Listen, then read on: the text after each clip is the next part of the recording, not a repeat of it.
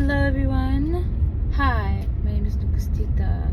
So today's video is just me kind of like stuck in traffic on my way to work. So I thought I'd just record myself yap.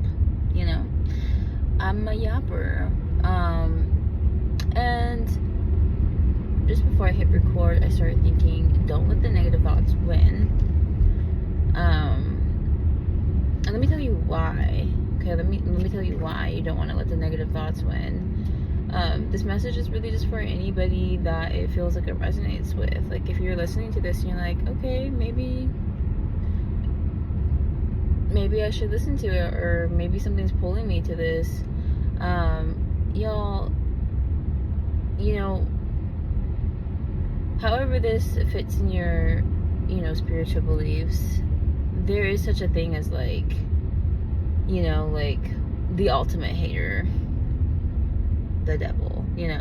I feel like, especially when you're on a path where you feel divinely guided, especially when you feel like you have a purpose that God gave you,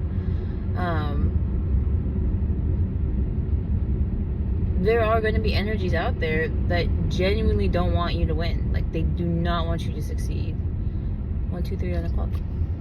Confirmation for somebody, right?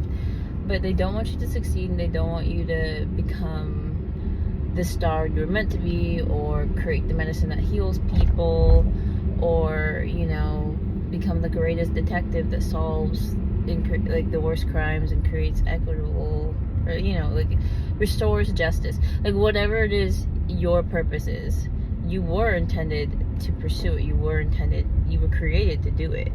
And you wouldn't have wanted it otherwise if it was not meant for you.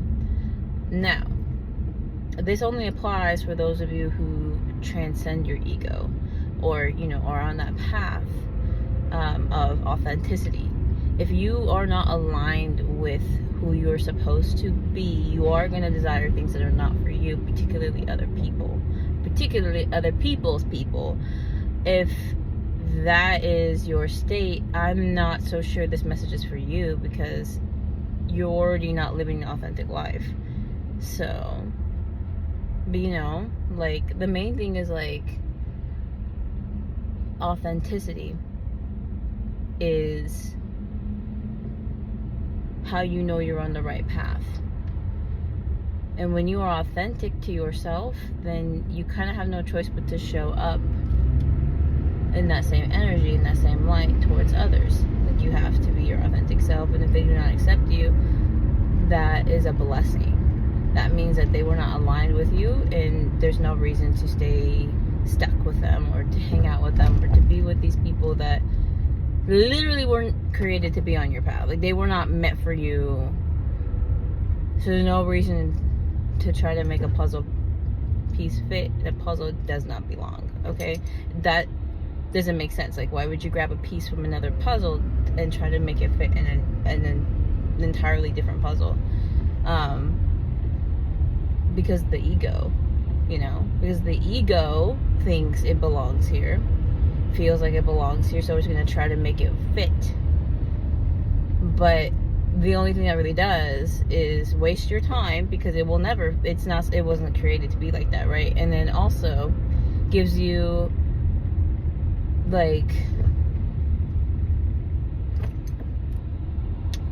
just so much emotion that is not necessary. All these blockages that stop you from achieving because you're so focused on trying to make this puzzle piece fit, you forget that you were intended to be a star, my love. You were intended to travel the world, and instead you're messing with puzzles. And that's a good passive time, but, well, let me rephrase it. It's a good way to make time go by quickly. I understand, but it's not, you weren't meant to do it forever. And for those of you who one day realize that, you just you're like, oh, wait a minute, what am I doing?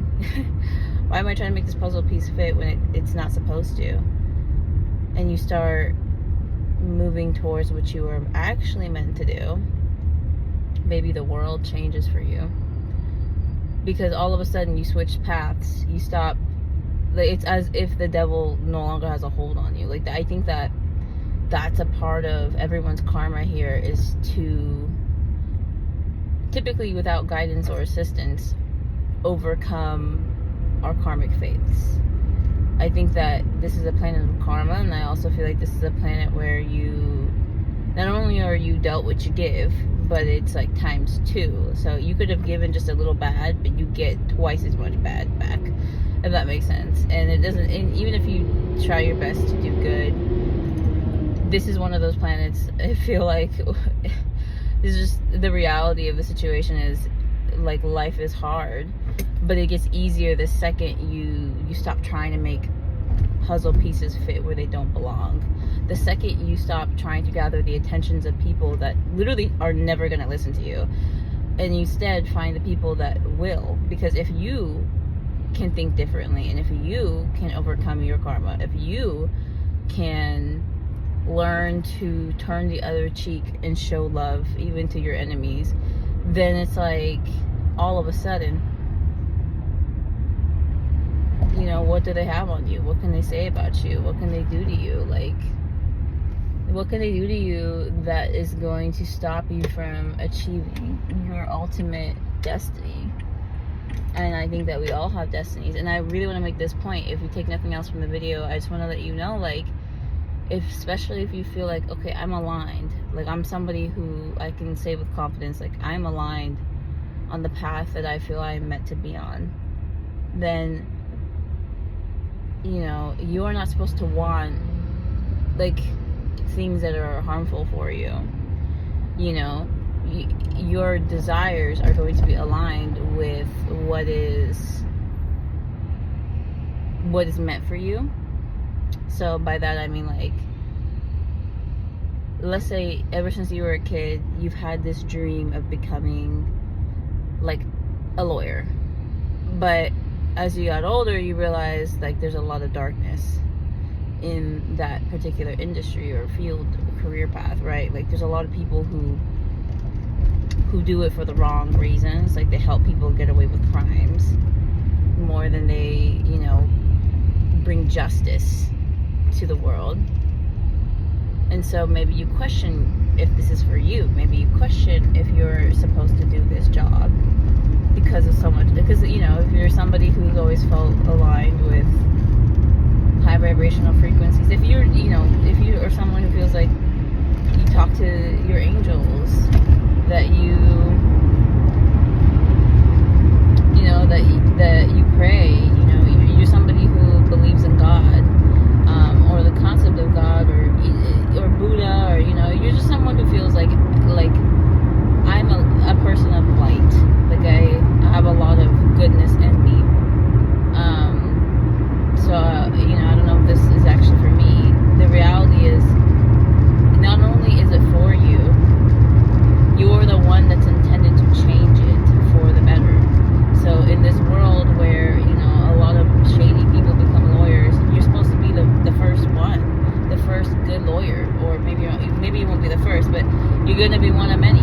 You're going to change the image. You're going to change the perception and create a new standard. So moving forward, generations after you, when they consider, like, do I want to be a lawyer? They have to ask themselves, am I somebody willing to fight for justice? If I am not, then maybe this is not the career path for me. Similarly to how you felt about it, but with darkness instead of lightness. So just know, babe, the message is very strong today, guys. The message is very strong.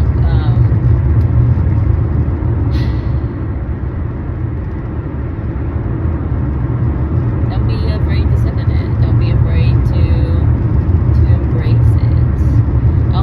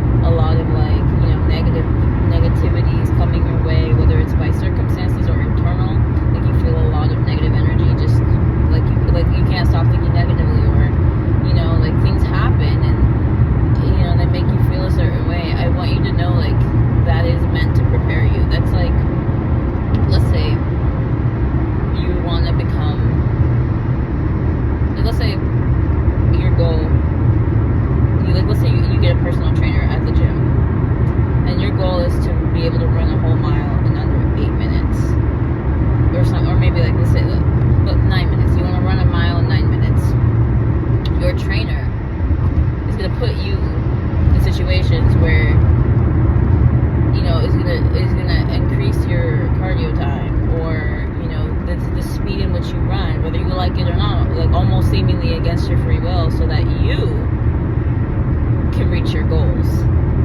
If your destiny truly is meant to be a light, then you need to understand that there's going to be a lot of things that are going to try to stop you. A lot of people who, whether they know it or not, they're just aligned with darker energies. So your light literally triggers them or hurts them. It's like a burn. And nobody likes to feel burnt. So they're going to try to like take you out. They're going to try to take your light out. They're going to try to say things under their breath that, you know, makes you second guess yourself, gets in your head. And, you know, it's important not to take any of it personally, right? Demons can say terrible things during an exorcism. But honestly, it's more so like, you know, whether they realize it or not, that's what's best for everybody. It's what they ask us to be God. You know, like, just kind of like eradicate that energy or that need to overthink or process what they said, like over-process what they said, trying to make it make sense or whatever, like whatever it is you do. Me personally, I'm an overthinker, but it's like, it's gonna be tough. My main point is it's gonna be probably one of the hardest things to do, you know. And then I don't want to say anything that's discouraging.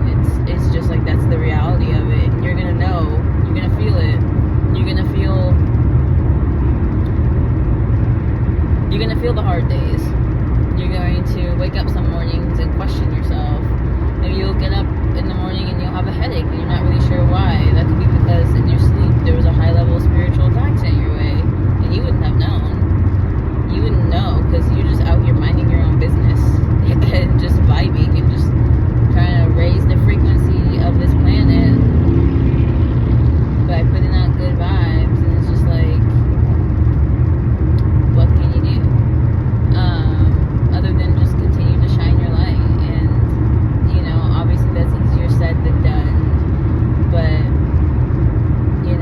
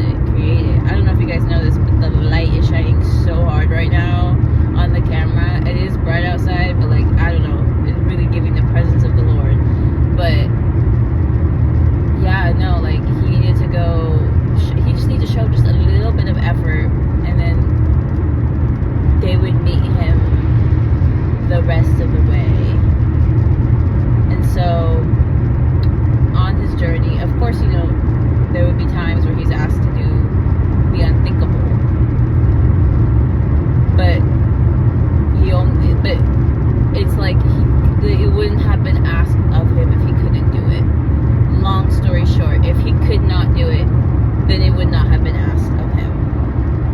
And that is what I hope you understand today, that it is a part of your destiny. It is a part of your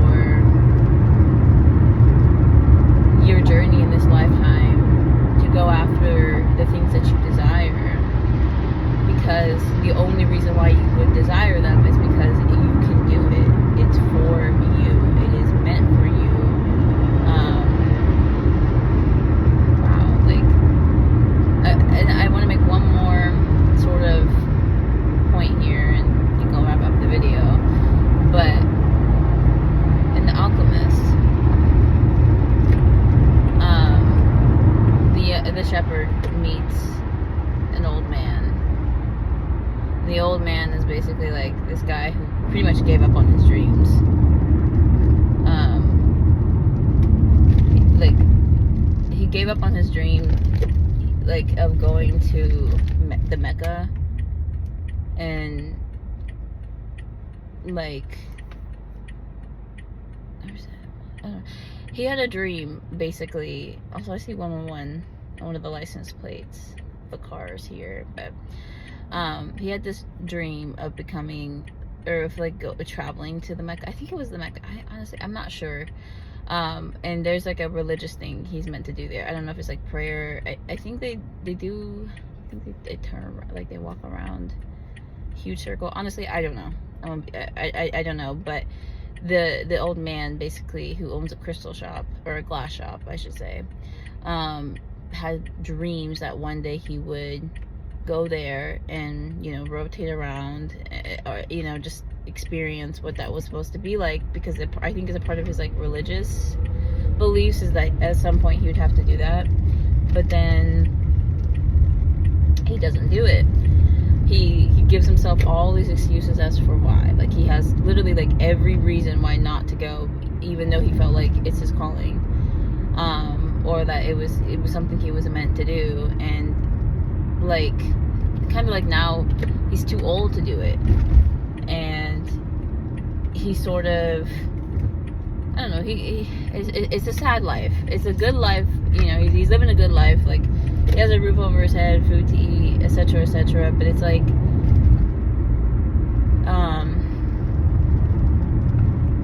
he kind of just, like, I don't know, like, I'm trying to remember, like, the point of what I was trying to say here. I honestly would recommend you all read The Alchemist if you haven't already. But there's something sad about it. Something sad about him not having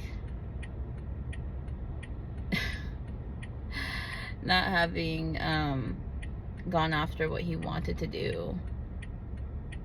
He's sort of just like living an unfulfilling life, convincing himself every day he has all these reasons to be happy, that he stayed, but in reality, like, it's his biggest regret. And that is why I'm trying to tell y'all, God will not give you a dream if it was not for you to achieve. You, in a lifetime, a person may have hundreds of different dreams, dream realities, but there's one, you know, that sticks out more than the rest. That's your calling. Like the shepherd boy, he had many dreams. He wanted to travel very far and wide, but he never thought that being a treasure hunter, basically, or, you know, someone that finds a treasure, was his destiny, until it became blatantly clear that that was what he's supposed to do, and he had many reasons why not to do it, but he went and did it anyway. He had a lot of people he trusts and loved, telling him not to go, telling him the dangers, telling him this and that. And yes, he did face many dangers on his road, on his path, but it literally made him into an unstoppable force, literally into a part of nature. It's phenomenal. I'd read the book if I were you. But basically, like, it is a part of your destiny. It is something you're supposed to do. You were created for it. You don't have to do it. You can miss out on your calling. It'll just go to somebody else. Is sort of like the idea here. And like, I mean, I suppose, you know, I don't have to sit here and tell you why you need to follow your dreams, but ask yourself, do you want to be that old man that never went after his dreams and just lives the rest of his life regretting it? Or do you want to be the young man, or, you know, honestly, young or old, or do you want to be that person that does everything they intended to do and walks away living a fulfilling life? Meditate and contemplate on that, and I hope to see you in the next one. Bye bye.